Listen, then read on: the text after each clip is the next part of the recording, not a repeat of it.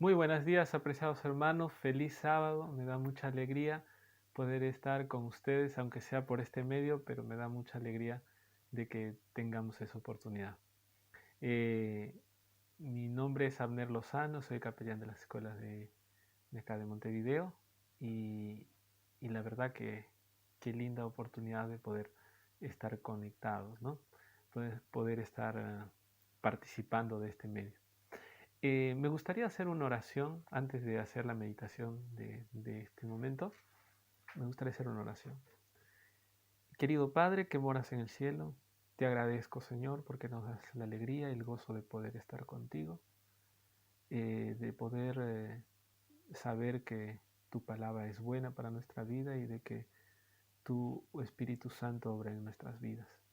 Por eso te pedimos que al impartir tu palabra tú puedas obrar de la manera adecuada de vida, con la finalidad de que podamos ser llenos de ti, poder salir con el deseo de servirte mejor y más.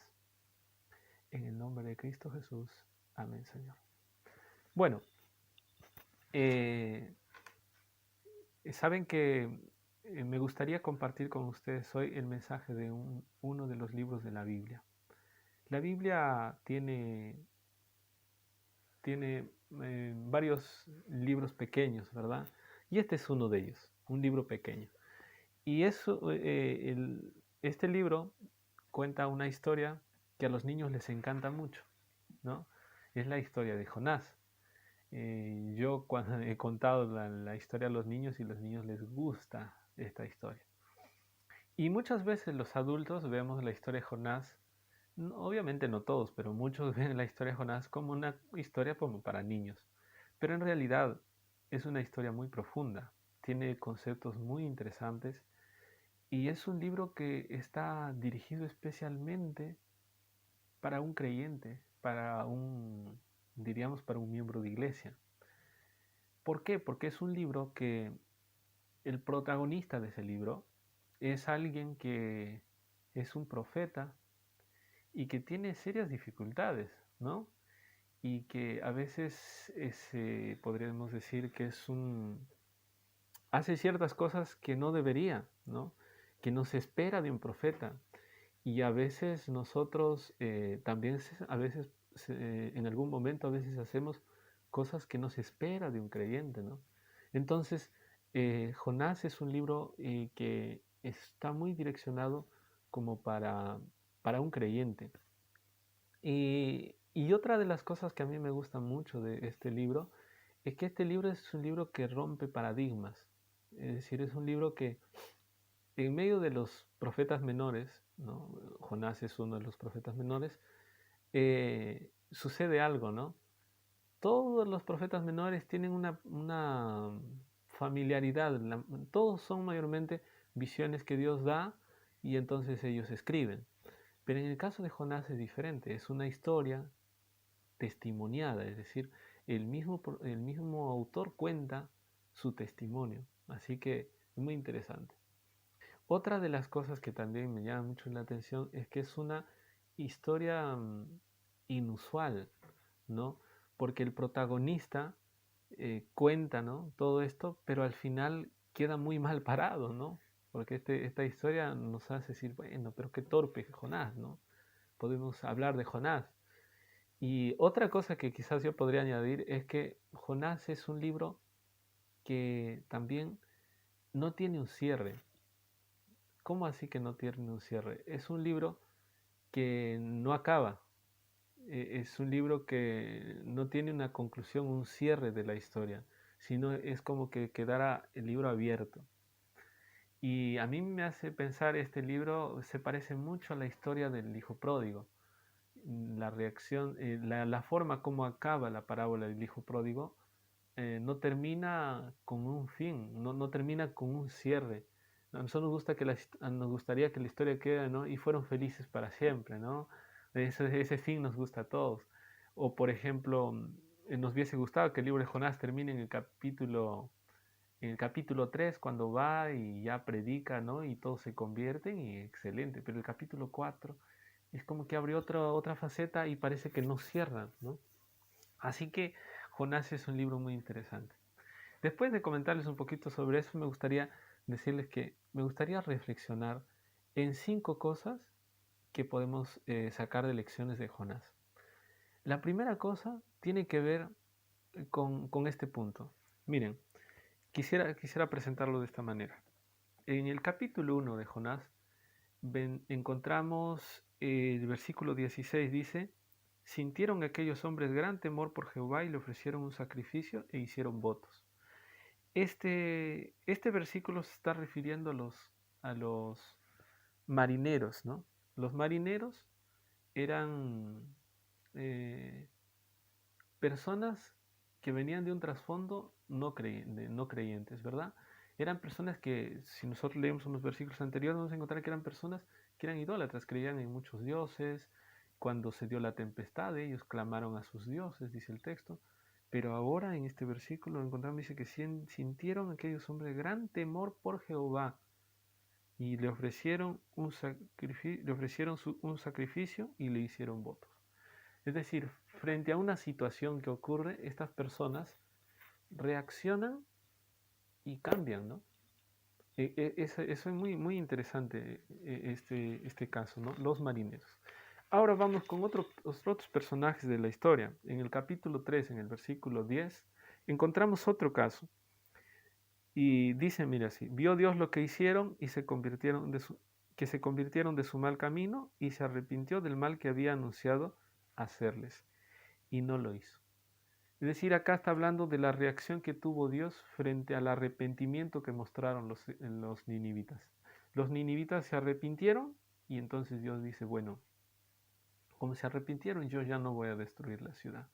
De esa manera nosotros encontramos que nuevamente acá este pueblo ninivita era un pueblo idólatra, un pueblo sanguinario, violento, eh, y cuando Dios les da un mensaje, ellos reaccionan y cambian, se arrepienten. Sucede algo parecido con los marineros.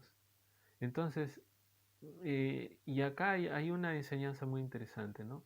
Estas personas eran ignorantes de las cosas de Dios. Conocían muy poco de las cosas de Dios, pero frente a lo poquito que recibieron, reaccionaron y se acercaron a Dios. Y qué contraste, ¿no? Con Jonás. Jonás conocía muy bien a Dios, pero no quería reaccionar a favor de Dios, ¿no? A lo largo de todo el libro vemos a Jonás como que siempre quiere hacer otra cosa, no quiere hacer lo que Dios quiere, ¿no? No se arrepiente, como vamos a decir, y ya, y ahí queda, ¿no? Sino que por un momento, pero después vuelta, ¿no? Entonces Jonás nos hace ver que saben que no basta con el conocimiento teórico que podemos tener de Dios. Nosotros podemos conocer mucho de Dios, pero eso no significa que a veces nuestras acciones acompañen ese conocimiento. Y eso no debería ser. Por ese motivo, que nosotros no solamente deberíamos buscar conocer de Dios, sino también tener una intención y un deseo de hacer su voluntad, ¿no? De buscar hacer la voluntad de Dios. Entonces no basta solamente con saber las cosas de Dios, sino que hay que comprometernos con esas verdades, hay que comprometernos con ese conocimiento que Dios nos da. Entonces la primera cosa que podemos resaltar acá es el conocimiento. El conocimiento, eh, se podría decir que en este ejemplo podemos resumirlo de esta manera. Los ignorantes son más sensibles al llamado de Dios que aquel que conoce más. No quiere decir que sea una ley general que se aplique a todos, pero puede ocurrir eso, que alguien que conozca tan poco reaccione mejor que una persona que conoce tanto de Dios. ¿Ya? Entonces, es muy interesante eso. Ahora, otro caso que me gustaría mencionar, o otro punto que me gustaría mencionar, es este. En el versículo 3, el versículo 3 del capítulo 1 de Jonás dice, pero Jonás se levantó para huir de la presencia de Jehová a Tarsis y descendió a Jope, ¿no? Acá nos narra cómo Jonás huye, dice, de la presencia de Dios y se va a Tarsis. Dios le manda a predicar a Jonás. ¿Y qué hace Jonás? Jonás no obedece. Va a donde no debe ir, es decir, va a otro lugar. Huye de la presencia de Dios. Con todo lo que sucede, Jonás va y predica a Nínive. Pero después de eso, nuevamente en el capítulo 4.2, Miren lo que él le dice cuando Dios dice que ya no va a destruir Nínive. Miren lo que dice Jonás. Así oró a Jehová y le dijo, o sea, Jonás no le dijo eso a Dios. Ah, Jehová, ¿no es esto lo que yo decía cuando aún estaba en mi tierra? Por eso que me apresuré a huir a Tarsis, porque yo sabía que tú eres un Dios clemente y piadoso, tardo en enojarte y grande en misericordia, que te arrepientes del mal. En otras palabras, acá Jonás se enoja. Jonás se enoja, eh, ¿cómo podría decir? Eh, Jonás tiene un problema con los ninivitas. Él no quería ir a predicarlos y después que se arrepiente, él quiere que los destruyan. O sea, tiene un problema con los ninivitas. Y ese problema, un problema personal que tenía Jonás, impide que él pueda predicar el Evangelio. ¿Cuántas veces nosotros nos sentimos impedidos de predicar el Evangelio por justamente eso? Porque a veces podemos tener problemas personales que no nos dejan. Y por eso que esto no tampoco debería ser, ¿verdad? Pero ocurre. A veces eh, un problema que nosotros podemos tener o con alguien puede impedir que nosotros le llevemos el Evangelio a esa persona. No permitamos que los problemas personales estén por encima de la misión, ¿no? Los problemas individuales con unos, con otros, que sobrepasen a la misión, ¿no? Ahora, entonces acá también podemos resumir de la siguiente manera, ¿no? A veces los problemas personales toman un valor más alto que a veces la misión, ¿no? Y eso no debería ser, ¿no? Nosotros tenemos que buscar siempre poner la misión por encima de nuestros problemas, por encima de cualquier diferencia que tengamos, ¿no? Vamos ahora al tercer punto, ¿no? El tercer punto es, me gustaría nuevamente mencionar un poquito, ahora ya el capítulo 4, versículo 3. Miren, dice, ahora pues Jehová te ruego que me quites la vida porque mejor es la muerte que la vida. Acá encontramos a un Jonás que quiere morirse, ¿no? Y eso, ¿por qué? Porque él quiere que Dios destruya a los ninivitas. Quiere que Dios destruya a los ninivitas. Él cree que los ninivitas no merecen la salvación. Él quiere que los ninivitas se pierdan, es decir, no se salven. Y claro, nosotros quizás mirándolo ahora decimos, pa, qué mal Jonás, ¿no? Pero si nosotros nos ponemos a pensar y analizar un poco el tiempo en el que vivió Jonás, y si nosotros podemos saber, ese pueblo, Nínive, era la capital de una nación que eran los asirios, y los asirios eran muy salvajes. Ellos usaban el amedrentamiento, la violencia, los asesinatos, los ataques terribles para generar temor y miedo cuando ellos iban a conquistar. Así que ellos eran salvajes, hacían cosas muy sangrientas. Entonces, eso por un lado, o sea, eran, vamos a decir, bien malos, ¿no? Por otro lado, vamos a darnos cuenta de que ese mismo, ese mismo imperio, años después de Jonás, un tiempo después de Jonás, van a llegar a ser los que van a llevar como cautivos al pueblo de Jonás. O sea, y ese pueblo, los ninivitas, eran un pueblo que a los ojos de Jonás eran malos, ¿no? Y entonces, ¿qué sucede? Que Jonás veía que eran tan malos y que no merecían nada de Dios. Sin embargo, si nosotros nos ponemos a pensar y ver, ¿no? Cómo Dios trató también a Jonás. Jonás no era ningún buenito, ¿no? Jonás, por ejemplo, en el capítulo 2:10, nosotros encontramos ahí que Dios Dios manda al gran pez y dice que entonces Jehová Dios la orden al pez, el cual vomitó a Jonás en tierra. Es decir, encontramos que Dios lo salvó a Jonás del gran pez.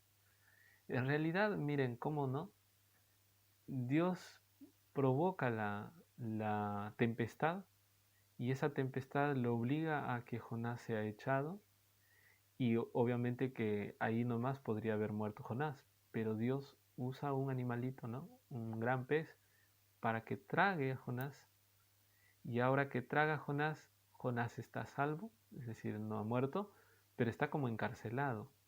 Y ahora que está encarcelado dentro del animal, ahí Jonás tiene tiempo para arrepentirse y después de eso eh, el animal lo vomita, ¿no? Dios manda que el animal lo vomite y de esa manera Jonás se libra.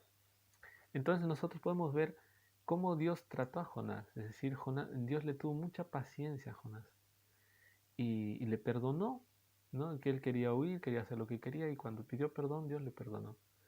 ¿Y cómo es, no? Jonás, él siente que él pide perdón a Dios, pero él no quiere perdonar. Y esto es algo que a veces sucede. Nosotros creemos que el perdón de Dios para nosotros es bueno, pero para otro no. Y ahí entramos en problemas.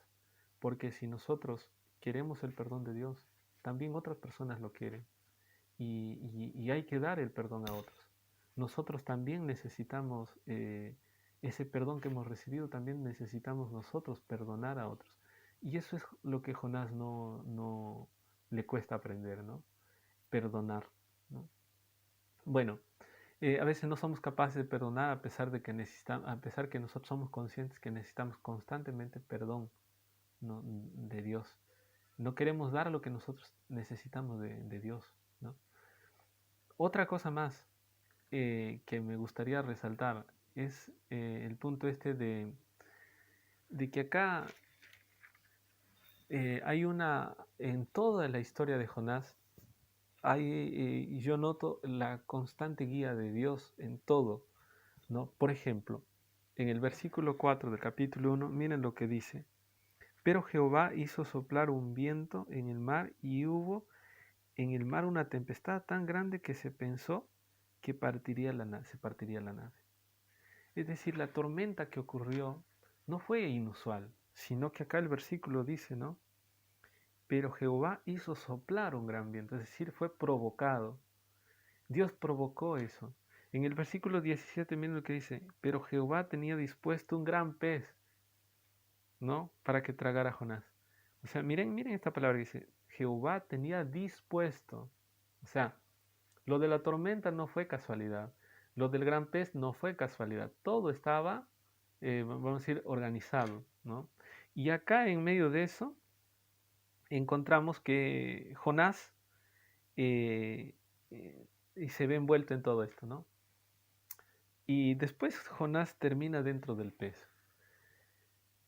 Y es como que en Jonás dentro del pez queda, como les decía, encarcelado y queda a reflexionar. Es como cuando nosotros, de repente, ustedes agarran a un niñito chiquito que se está portando mal y le hacen sentar en la silla y tienes que pensar, ¿no? Detente, ¿no? Y Dios quería hacer eso con Jonás. Jonás estaba huyendo y Dios le dice, Jonás, no puedes huir de mí. Hay un pacto conmigo. Tú te has comprometido conmigo, yo te he llamado, tú me has aceptado. Así que, mira, Jonás, tienes que detenerte y tienes que hacer cuarentena. Tienes que detenerte. Y Jonás tuvo su cuarentena de 3 días dentro del pez. Y, y, y toda esa cuarentena le sirvió a Jonás para que él reaccione y se dé cuenta que todo lo que estaba haciendo estaba mal. Y se arrepintió de todo su corazón y Dios lo perdonó. Es decir, cómo Dios nos induce, en este caso lo indujo a Jonás para ayudarle a pensar, ¿no? Como un maestro que educa, ¿verdad?, a su alumno. De la misma manera, sucede también más adelante. Hay otra acción que Dios hace que muestra cómo él es un maestro que educa a sus hijos, que nos va capacitando. Por ejemplo, si nosotros vamos más adelante en el capítulo 4, en el versículo 6 y el versículo 7, miren lo que dice. Entonces Jehová Dios dispuso una gran calabacera eh, creciera sobre Jonás para que su sombra le cubriera la cabeza y le librara de su malestar. Jonás se alegró mucho por la calabacera. Pero al amanecer del día siguiente Dios dispuso que un gusano dañara la calabacera y ésta se secó. Acá hay otra cosa que Dios hace, ¿no? Dios, como ve que Jonás esté enojado, quiere que Dios castigue a los ninivitas, Dios quiere enseñarle algo a Jonás. Y entonces Dios hace nacer una planta, una calabacera, y esa calabacera le comienza a dar sombra, y Jonás está contento, pero después Dios dispone, dice, a un animalito para que vaya y coma en la raíz de ese árbol o esa planta, y entonces todo se seca. De esa manera, Dios le quería enseñar algo a Jonás. Y le quería enseñar que él valoraba la calabacera sin él haber hecho nada, sin ningún esfuerzo. Él valoraba por lo que le brindaba, por lo que le daba, ¿no? Pero Dios hacía todo por los ninivitas, ¿no? Dios había hecho tantos esfuerzos por Nínive para que Nínive cambie. Y ahora que Nínive ha cambiado, ahora vuelta él se enoja. O sea, es como que Dios le está diciendo, Jonás, mira, eh, tú valoras tanto esta plantita que tú no hiciste nada por esa plantita y tú no entiendes que yo valoro mucho a estas personas de Nínive por quienes hice mucho. Y entonces es como que Dios le quiere hacer reflexionar y pensar a Jonás, ¿no? Dios usa diferentes maneras para tratar de ayudarle a pensar, a reflexionar a Jonás. Entonces vemos a un Dios maestro también, ¿no? Y ahora me gustaría mencionar el último punto. Y este último punto me gustaría leer, o más que leer, quizás fijarnos en algunos aspectos de esta historia. Miren, si ustedes se fijan en el libro, encontramos que la tormenta no fue casualidad, fue mandada por Dios, ¿no? Es decir, cuando hablamos de la tormenta vamos a hablar de la naturaleza. La naturaleza obedece a Dios. Otra cosa sucede es que en el versículo 1:17 nos habla que el gran pez fue dispuesto por Dios. O sea, Dios mandó al gran pez. Nuevamente, la naturaleza obedece a Dios.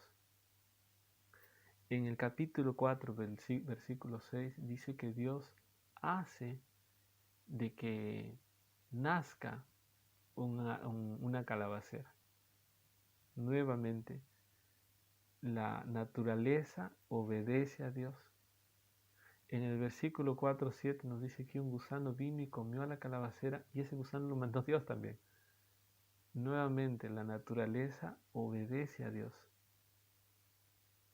Y no nos quedamos ahí, sino que imagínense cuando Dios eh, habla a los marineros, cuando Jonás está con los marineros ahí, ellos reaccionan y cambian. Y aquí encontramos que estos seres humanos que no conocían mucho de Dios reaccionan también hacia Dios. Y también ahora ponen su corazón dispuesto a que Dios los guíe. De la misma manera ocurre con los ninivitas. Estos reaccionan y Dios obra a través de ellos. Sin embargo, este es el punto. En esta historia, en la historia de Jonás, todos obedecen, menos Jonás. Todos hacen su parte. La tormenta hace su parte, el gran pez hace su parte, la calabacera hace su parte, el gusano hace su parte, los marineros hacen su parte, los ninivitas hacen su parte y Jonás no. Jonás es como que el que hace todo lo contrario, ¿no? Hace todo diferente, no quiere hacer lo que Dios quiere. Todos se someten a la voluntad de Dios y Jonás no quiere. Y a pesar que sabe que todo lo que Dios pide es por amor y entonces incluso le reprocha su amor, pero no quiere. Y esto no suele llamar libertad, ¿no? ¿Hasta qué punto la libertad? A veces la libertad, bueno, la libertad es buena, Dios nos creó con libertad, pero a veces mal usada, qué mal, ¿no? Y Dios prefiere que nosotros seamos libres que tener robots. Prefiere que desde nuestra libertad nosotros le podamos decir, Señor, yo te amo, yo te quiero, yo quiero seguirte, yo quiero estar contigo. Aunque seamos cabeza dura a veces como Jonás, Dios prefiere que tengamos libertad eh, a, a esperar que nosotros no lo tengamos. Por eso que Él lo dispuso desde el principio eso. Y por eso que la libertad es una linda oportunidad para usar esa libertad para decirle a Dios, Señor, yo te entrego mi libertad. Mira, Señor, yo quiero seguir tus pisadas, quiero seguir tu voluntad, ¿no? Y entonces, en resumen de todo lo que hemos venido hablando, nosotros podemos notar de que este libro nos muestra lecciones como, por ejemplo, lección del conocimiento. Es decir, o sea, ni siempre todos los que conocen mucho son los más obedientes, ¿no? A veces los problemas personales pueden interrumpir que nosotros prediquemos de Dios. A veces no queremos perdonar sin darnos cuenta que todo el tiempo necesitamos perdón de Dios. Eh, a veces no nos damos cuenta, pero Dios como un maestro con mucha paciencia y amor siempre nos está guiando, ¿no? Y por último, pese a todos los dolores de cabeza que la libertad ha traído al ser humano, porque el ser humano a veces no lo ha usado bien, pese a todo eso, Dios nos prefiere libres que robots, nos prefiere libres que, que estar condicionados a todo y no pensar. Por ese motivo, Dios quiere que nosotros le entreguemos nuestro corazón, Dios quiere que nosotros podamos colaborar con Él, que nosotros podamos seguir su voluntad, pero desde nuestra voluntad, desde de nuestra libertad, ¿no? Hemos podido ver que Jonás es un profeta que no le fue sencillo ser profeta. Tampoco es sencillo ser cristiano de verdad. Sin embargo, si nos negamos y buscamos ser dóciles en las manos de Dios, Él puede cumplir sus propósitos en nuestra vida. De lo contrario, seguiremos en muchas ocasiones huyendo de Él, enojándonos, haciendo diferentes cosas con tal de no hacer lo que Dios quiere que hagamos y con tal de a veces no hacer lo que Dios ve que es mejor. Por eso me gustaría leer un pasaje con el cual terminar. En el libro de Mateo capítulo 11, del 28 al 30, mira lo que dice.